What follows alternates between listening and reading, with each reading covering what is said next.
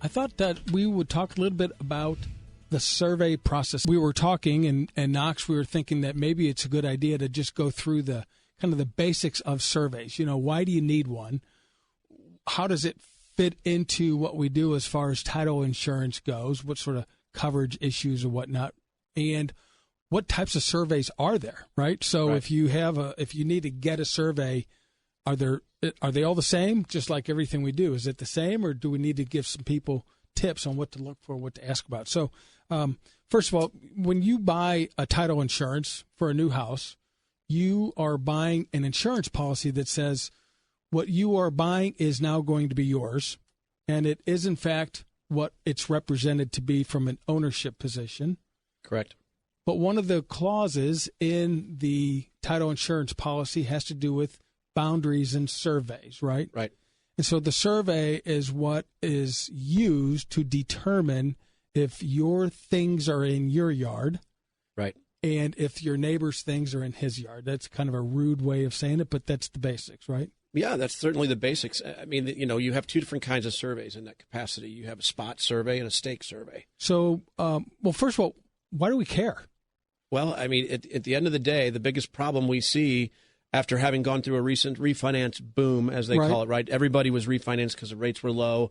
That's why Mr. Mudry here drove up in his Rolls Royce. I mean, you know, things like that.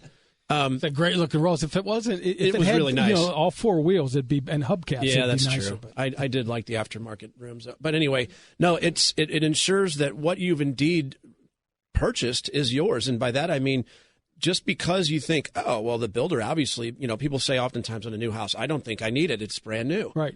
Well, that's absolutely not the case. And the important thing is that you're going to give coverage. The insurance company is going to say, if there's a problem that comes up at a later date and it wasn't discovered at the time of the survey, you don't have to pay for it. That's what's being insured, right? Correct. But if you don't have a survey, if you don't know where you're starting, then you can't get survey coverage in that title policy. Correct. And then you have no way to dispute that. I mean, it's your dollar. Yeah, right. Nobody's going to help you fight it, first of all. And if there's a loss, you're going to have to pay it.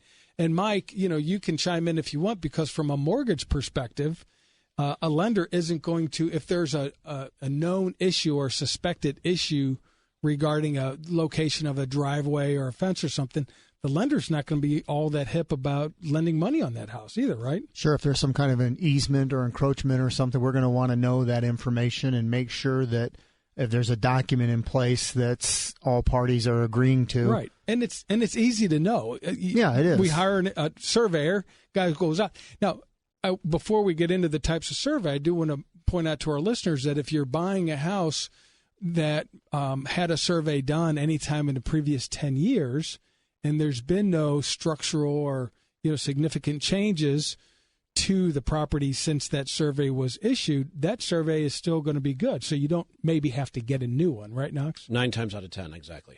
But if you do want to get a survey, just to know, and even if you've got one that's 8 or 9 years old, if you really want to know with 100% certainty, you got to get a survey.